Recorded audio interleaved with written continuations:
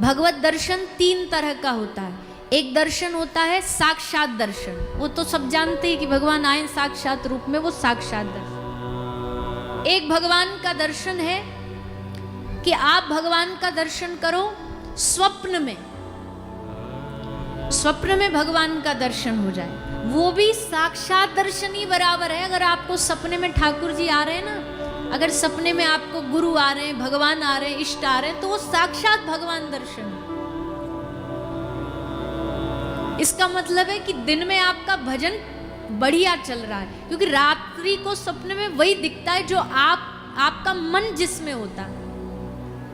रात को झगड़ा हो रहा है सपने में, वैसे तो हमको ज्यादा पता नहीं, लोग बताते हैं कि सपने में क्या दिख जाए तो उसका क्या फल होता है, क्या शुभ अशुभ, वो हमें पता नहीं और हमें उसमें रुचि भी नहीं है। पर इतना जरूर पता है कि जब अगर सपने में आपको भगवान की स्मृति हो जाए ना, तो इसका मतलब है आपका भजन ठीक चल रहा है, अच्छा चल रहा है। नहीं तो सपने में भगवान नहीं आते। रात को भी आदमी बस लड़ाई झगड़े में ही फंसा रहता है, इससे उससे लड़ लिया, उससे लड़ लिया, बहू खो गई उसको ढूंढता हुआ जा रहा है, कहीं सांप मिल गए, कहीं कुआं में गिर गए, कहीं गड्ढे में गिर गए, यही सब चलता रहता। सपने में भी माया नहीं छोड़ती, और कई चीज आपकी स्मृति में ऐसी बैठ जाती है कि वो आपको कई बार स्वप्न में आती रहती है, चाहे वो बचपन की चीज हो। जैसे कई बार आप कोई स्कूल में कोई एग्जाम दे रहे हो और उसमें फंस गए हो, वो स्मृति आपके दिमाग में बैठ गई है। वो कई बार ऐसा होता है कि आपके सपने में वही आएगा कि आप एग्जाम दे रहे हो। हमको स्कूल तो सपने में बहुत बार दिखता है, और कई लोग तो हमने ऐसे भी देखे बुढ़ापे तक भी उनको अपना स्कूल दिखता है कि भाई बुढ़ापे तक कोई ऐसी स्मृति बैठ जाती है हमको। अब भी कभी कभी, ऐसा नहीं, कभी कभी अब भी सपने में आ जाता है। स्कूल छोड़े सालों हो गए, पर अब भी सपने में आ जाता है कि बस्ता टांग के स्कूल जा रहे हैं। एक तो हम गए भी कम थे स्कूल, तो हमारी वो मनसा जो है स्कूल वाली, वो अभी दबी हुई है, आधी अधूरी है दिल में।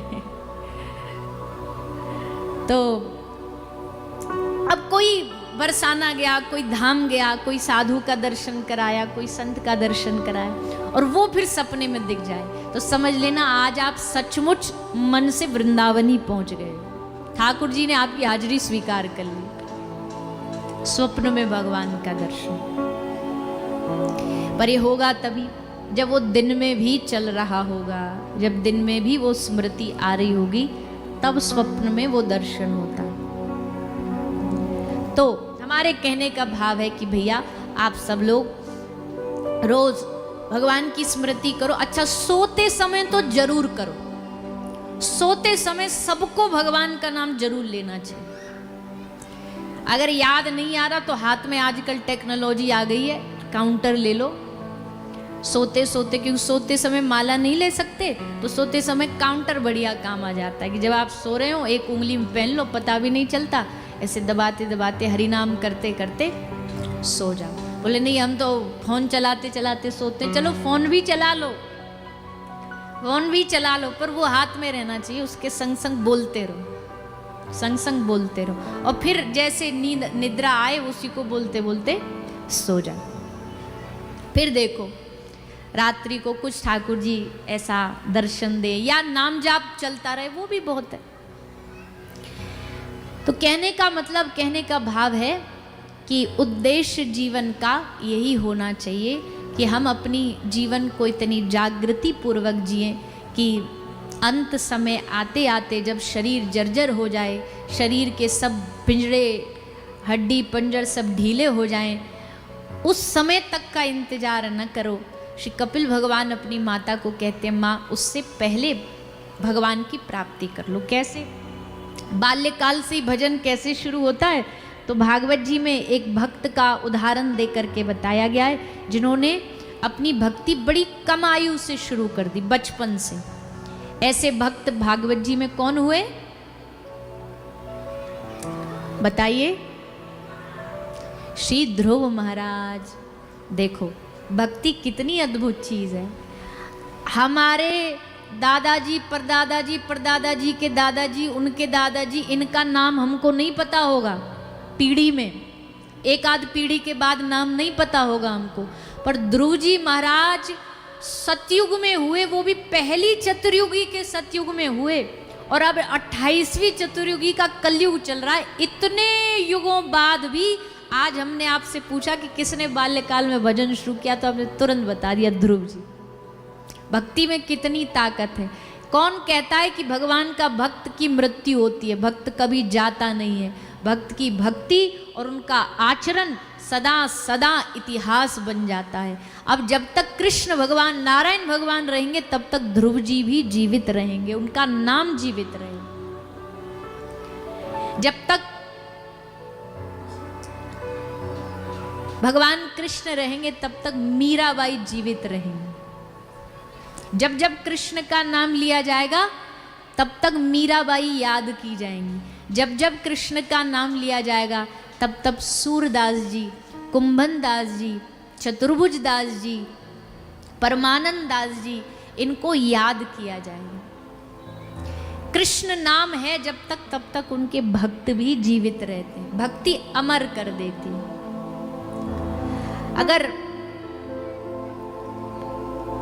अगर मीराबाई मेड़ता छोड़ करके वृंदावन न आती, गिरधर को ना पाने का प्रयास करती, तो मीरा नाम कौन जानता? सूरदास जी बाल्यकाल में घर छोड़ के न जाते, तो कौन उनका नाम जानता? सूरदास जी जन्मांध थे, तो एक तो घर में बेटा हुआ और अंधा पैदा हुआ। पिताजी उनके जो थे वो थोड़े बड़े लालची प्रकार के थे। अब जैसे सूरदास जी का जन्म हुआ, बच्चा जन्मा, अंधा बच्चा, अरे राम राम राम, ये तो जीवन खराब हो गया हमारा, ये अंधा बच्चा पैदा हुआ है। खूब कोसते थे पिता, और पांडित्य करते थे, कर्म कांड करते थे। कर्म कांड से जो थोड़ा बहुत मिल जाता, उससे घर गुजारा चलता था, उसमें उतना ज्यादा मिलता नहीं था। तो कोसते रहते थे सूरदास जी, जब से ये अंधा घर में पैदा हुआ है, तब से हमारे तो घर का पूरा सब शुभ ही चला गया। देखो गरीबी दरिद्रता छाई रहती है। खूब सुनाते थे। एक दिन भगवान ने कृपा कर दी। एक दिन क्या हुआ, इनको कोई यजमान बढ़िया मिल गया। यजमान जी ने इनको कुछ सोने के सिक्के दक्षिणा में दे दिए। अब पिताजी बड़े खुश, बोले भैया सोने के सिक्के मिल गए, अब तो बढ़िया गुजारा साल 2 साल भर का चल जाएगा। तो सोने के सिक्के लाए, बड़े खुश थे। पर अचानक पता चला कि सिक्का चोरी हो गए, गायब हो गए। अब जैसे सिक्का चोरी हुए, तो फिर इल्जाम किस पर डाला? जब से ये घर में पैदा हुआ है, राम राम राम, कुछ बढ़िया नहीं होता। कुछ बढ़िया होने वाला होता है, पर पता नहीं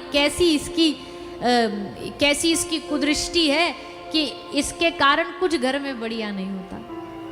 और सूरदास जी भगवत भक्त थे, परम भक्त थे। उम्र ज्यादा नहीं थी, पर भक्ति तो पूर्व से ही थी। सूरदास जी ने सोचा यही बढ़िया मौका। सूरदास जी ने कहा पिताजी हमें पता है सिक्के कहाँ चले गए, हम बता देंगे। पिता बोले तो बता।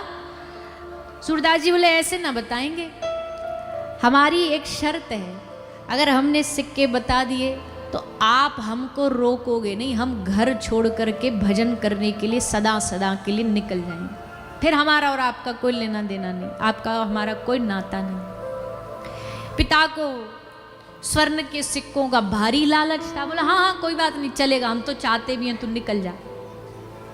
तो सूरदास जी ने बता दिया अपनी दिव्य दृष्टि से कि ना चोरी हुए थे ना कुछ हुए थे। वो पोटली पिताजी ने कहीं बेड के नीचे रखी थी, उसको चूहा खींच के ले गया था अपने बिल में। तो सूरदास जी बोले वहाँ बिल में है, ले लो। तो जा कर के पिताजी ने खोजा तो बिल में से निकला। बड़े खुश हो गए सूरदास। आज पहली बार ने थोड़ा सा प्यार आया, लाड़ आया, क्योंकि सिक्के दिलवा दिए। तो पिताजी बोले, सूरदास जी बोले अब हम जाते हैं। पिताजी बोले अरे ना ना बेटा तू यहीं रुक जा, मत जा, क्या करेगा जा करके, कोई बात नहीं, मैंने जो कड़वी बात बोली भूल जा, सब निकाल दे दिमाग से। सूरदास जी बोले अच्छा पक्का रुक जा? बोले हाँ पक्का रुक जा। बोले ठीक है हम रुक जाएंगे, पर उसका फल क्या होगा? बोले आपके सिक्के दोबारा चोरी हो जाएंगे। बताओ अब रुके? पिता बोले वो रहा दरवाजा, जल्दी निकलो यहाँ से, दोबारा चोरी हो उससे पहले तुम बाहर जाओ। सूरदास जी बोले बस यही चाहिए था। और उसी दिन उसी क्षण घर छोड़ करके सूरदास जी घर छोड़ के निकल पड़े। वहां से सीधा वृंदावन धाम। ब्रज में बहुत रहे सूरदास जी, अंतकाल तो पूरा ब्रज में ही निकाला सूरदास जी ने। सूरदास जी का जीवन चरित्र भी बड़ा अद्भुत है भैया। दुनिया कहती है सूरदास जी अंधे हैं, पर सूरदास जी मनी मन हंसते कि अंधा मैं नहीं हूं, अंधी तो दुनिया है। आंख है पर फिर भी इनको दिखाई नहीं दे रहा कि हमको जीवन में करना क्या, ये मुझे अंधा कहते हैं और जीवन इनका अंधेरे में।